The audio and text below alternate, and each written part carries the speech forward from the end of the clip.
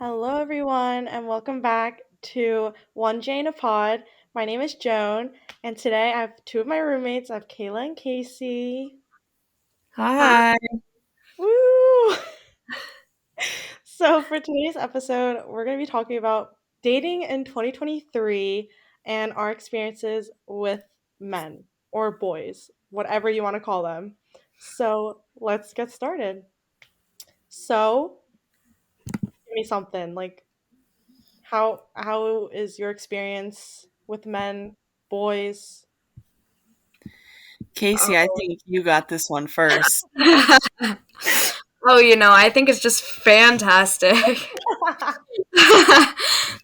I think that there's a big difference from like dating like back then, like in our parents' generation, because like a lot of it has gone to social media and stuff Yep, like that, and like dating apps, which should theoretically make it sound easier, but yep, I think that it's honestly gotten a lot harder. And I think that a big component of this is probably like hookup culture I agree. and and how that has like changed people's like perspectives on dating, especially men. Yeah, very much Yep. so. Yep. How about you, Kayla? How is your perception on, dating in this generation or whatever? I would definitely say that it is easier in some ways and also harder in some ways. Mhm. I think social media and, like our phones and like texting and stuff can make it easier, but I think it also puts a lot of pressure on people Mhm. to constantly communicate. Whereas, like, in our parents' generation, like, they didn't text every day and, Yep. Snapchat each other all day and things like that. Whereas, now there's kind of that pressure to be communicating constantly, Yep. when you're dating or when you're interested in someone. So I think it has both like benefits and drawbacks to it. Mhm. Um, but I think all of us have had, pretty similar experiences in the dating culture recently.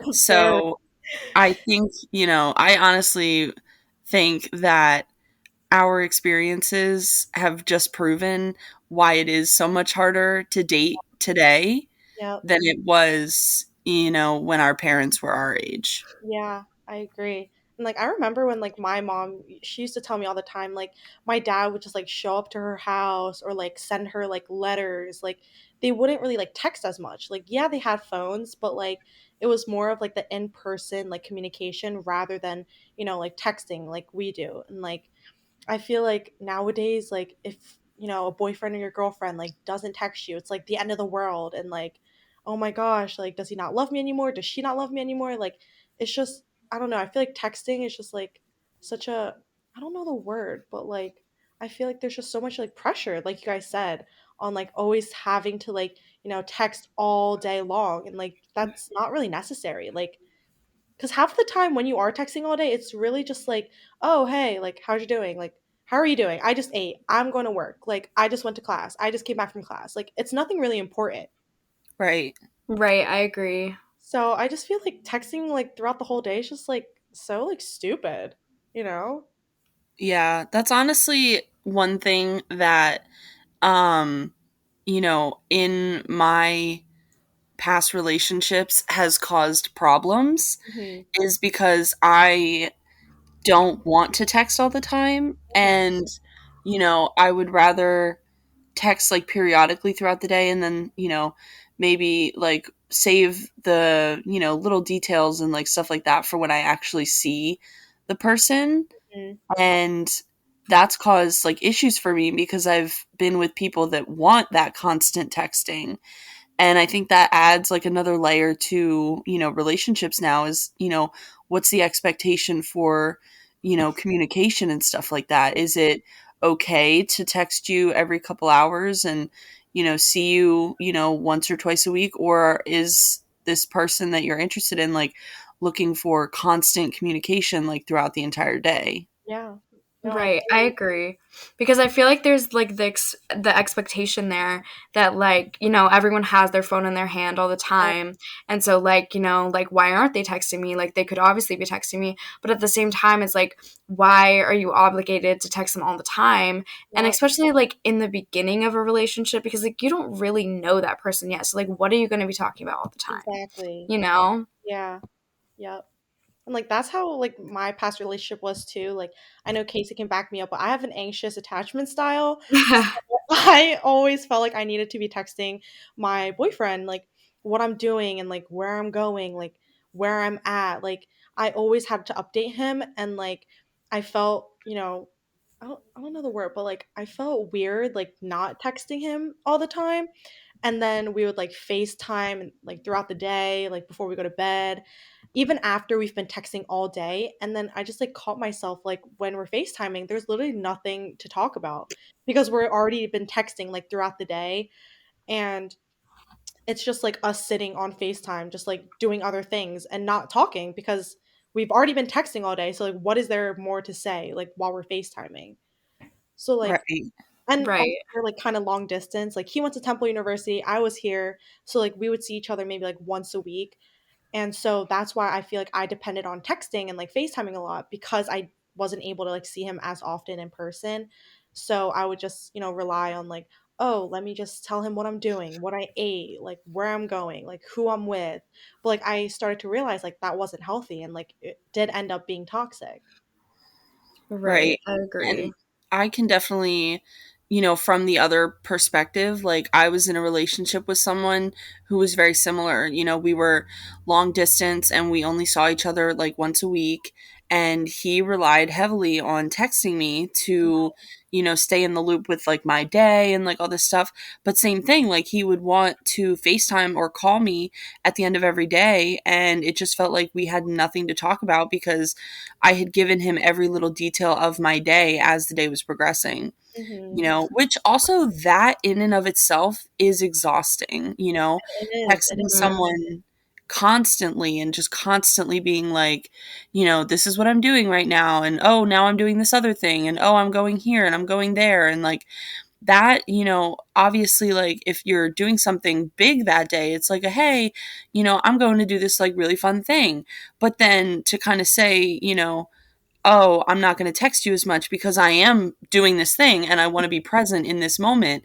Mhm. And that, presented a lot of problems for, my ex and I, just in the way that he couldn't understand why I couldn't text him constantly. Right. And there was that constant, we had legitimate fights about it, like it doesn't seem like it would be a big deal, but like it was a big deal in our relationship because we were two different types of communicators. Mhm. And the fact that, neither of us was really willing to kind of, adapt to the other person's communication style, like it just Right. caused a lot of problems. And it was surprising, how big of an issue this actually was, Right. in our relationship. Yeah, I Right. agree.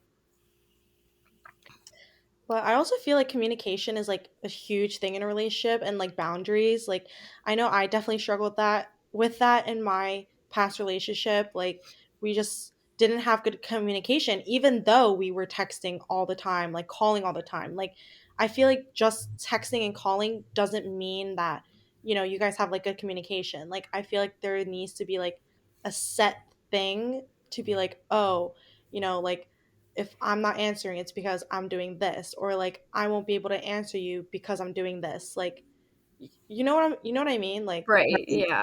Yeah. so yeah, I definitely struggle with that a lot, and it just like got draining. Like, it was just mentally and emotionally like so draining. Yeah. Right. Yeah, I agree. And I feel like it's more like our parents' generation, like not having that stuff, like it was more natural Yep. and the relationship could just flow more naturally because like they didn't have to worry about what the other person was doing on social media or the fact that like, oh, well, they have their phone, but they're not texting me right now. Like it was just like letting it flow how it flows instead of like just like being anxious about it all the Mhm. time. And Yep. also like those boundaries were more able to be set Right. because like, you know, like you're not like just wondering about like what the person's doing every second. Exactly. Yeah. Right. Because, if we see that, like, someone's not texting us, but they're posting on social media, Mhm. we Yes. get all up in arms and are like, almost offended that, like, I'm guilty of it all the like, Yeah. this person can be on their phone but Yeah, not text me, yeah, and, like, it's such a common thing these days that, like, you're seeing what people are doing online when they're not texting you, and then, it gets our feelings hurt, yeah, and I just feel like, boundaries are a good way to kind of, figure out, like, what your communication style is and to work on better communication. yeah. 'Cause Mhm. until you, like, have that, talk with your significant other, like, they're not gonna know, like, what you want and, like, what you don't want. So I feel like you need to have that strong, set in stone, like, "Hey, this is, like, what I want, and, like, I want you to respect it." And, like, I feel like me and my, ex didn't really have that kind of communication, so, like, it was just, like, a whole, like, shindig of whatever toxicness that was. Um and, like, I will admit, like, I used to get butthurt about that all the time. Like, I would see him, like, liking my stuff on Instagram or, like, posting other stuff, and I'd be like, "Why isn't he texting me?" Or, like, we would be texting, like, back and forth, like, really fast, and then he'll just stop texting me for, like, 4 hours, and I'm like, "What the heck? Like, what could you possibly be doing that you can't respond to me?" And, like, I was just like, "Oh my gosh, like, why?" I would just catch myself in this toxic mindset, and I'd be like, "What is your issue? Like, why are you getting so butthurt over it?" Like, maybe he's busy, maybe he's, like, taking a nap, like, it's not that deep, like, Mhm. texting isn't like, I see TikToks about this all the time too, like, texting does not define how like, the interest the person has in you, and, like, that really hit me, I was like, "Wow." Like, that is so crazy, like, I was literally mind blown. Mhm. Yeah, I agree. Because I mean, like, why are you obligated to have access to that person all the time Mhm, when they can be living their life too, you know? exactly. Yeah, and I think to go off of that, like, I think it also kind of, shows like the people that are so busy on social media and like texting and like worrying about that, like you're not living in the present moment. If you're Yeah, worried about Yeah, what fully someone's agree. doing online and if someone's not texting you back or not Snapchatting you back or anything like that, like you're not actively living your life in the present moment because you're so caught up on this other stuff. yeah, And I think that, in and of itself is like a problem and just kind of goes to show like how dependent we as a generation get on significant others. yeah, Like Mhm. I feel like we're so dependent on our partners when we have them. And if we're not constantly communicating and, texting and Snapchatting and this and that, like then it means there's something wrong. And yeah, then we create these problems in our head that like don't actually exist. yeah, And I've witnessed that like in both of my past relationships that like if I wasn't getting a text back, I immediately assumed that something was wrong mhm, or that I did something. And that's not always the case. And it most often wasn't the case. It yeah, was just that that person was busy doing something else. And I just, immediately chalked it up to, well, I've messed up. I've done something wrong. There's a problem with us, like, whatever. And that's, usually not the case, which is yeah, why, like, I do get jealous of like the generation that our parents grew up in where, like they could talk on the phone, but it wasn't an all the time, like all day thing. yeah, And they actually had stuff to talk about at the end of the day because they just, spent their whole day living presently and now they Yeah, can catch up with each other. And that's like one thing that, I kind of wish that we as a generation had. I agree. I agree. Yeah. It's like it's just so crazy how different, our parents' generation is and like how different, our generation is. Um and Also, I feel like to add on to that, like, I feel like standards were also higher back then oh, for Absolutely. because sure. yeah, Absolutely. because I feel like hookup culture has just made people think that, you know, like you can just go hook up with whoever you want and like you don't have to actually like try to like get that person. Like you can just Yeah. meet someone at a bar and they'll think you're cute and then you'll hook up and then you'll never talk again. And like you Yeah. can get what you want in that moment, but like at the end of the day, if you want like a meaningful relationship, like that's not the end all be all. Like you have to actually try to get to know that person, and you have to like make plans with them, and like also just like the cute little things. Like I'm like my mom will like tell me about how my dad like sent her flowers like to her door and stuff like that. Oh, Like I you love don't that story. hear about that stuff Yeah, anymore. yeah. It's sad. And like Yeah. it's sad that like our generation like really depends on like dating apps nowadays and like, meeting someone organically is like so rare. Like Mhm. it's just crazy. Like my parents It like met is. at church and like ever since they met at church, like they just like hit it off and like, you know, That's it's so just so cute. crazy. Yeah, Yeah, and it's like my parents met where they worked, and they saw each other at work and then saw each other outside of work a couple times when they were hanging out with friends, and like they just hit it off and took things slow, and now here they are. Like they weren't so worried constantly about what the other person was doing because they weren't constantly in contact the way that we are. And Casey, to kind of go off of what you said about like hookup culture, I think even aside from that, like even if someone is interested in dating, like the effort is just, it's so minimal yeah, compared to Mhm. the effort that like our parents put in when it came to relationships. And you know like I remember my mom telling me about how whenever my dad came to pick her up, even if she knew he was coming, he would still walk to her door and like Right. oh, walk her from the door to the car. And nowadays you get a text that says I'm here, and then Mhm. you're expected to just like go out, to the car where the person is. And it's like just little things like that. Like people don't put the same effort in anymore. yeah, And I feel like it just makes it harder to really truly connect with someone and, see if that person is your person, yeah, because like effort is just not there, and it takes so long Mhm. before the effort gets actually like put in, and it's usually once people are starting to date and not beforehand. yeah. Mhm. And like Yeah. going off of that, like it's crazy how our generation is so excited over the bare minimum. Like Yeah. Yep. opening like the car door or like any door is like literally like given. Like if you have manners, like that should just like be a thing. Like that should even be under the category of like bare minimum. But like the fact that Mhm. there are girls out there that are like, "Oh my gosh, my boyfriend, yeah, like he pulled out the chair for me at dinner." Like, isn't that so sweet? Like it's just so sad to see that. Like It is. Yeah, it my really dad is. after years of like marriage with my mom, like he still like opens the door for her. He still holds her hand wherever they go. Like and it's just crazy that like we don't see that in our generation anymore. Like it's just like mind blowing to our generation now to see things like that. Right. Mhm. So Yeah. Yeah, it is pretty sad. it is. Like I just feel like we need to like, turn on a switch and be like, yo, like this should not be okay.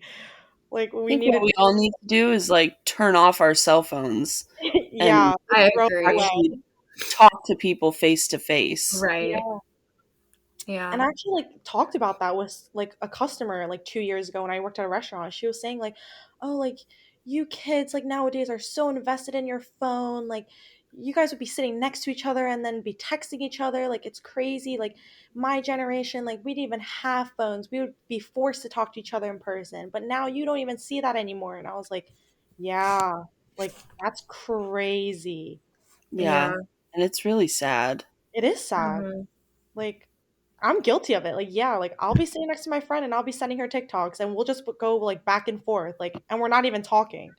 Like, it's Mhm. really Yeah. sad. Like, And it's seen as so normal. yeah, it's so Yeah. normalized. Like, it's crazy. Yeah.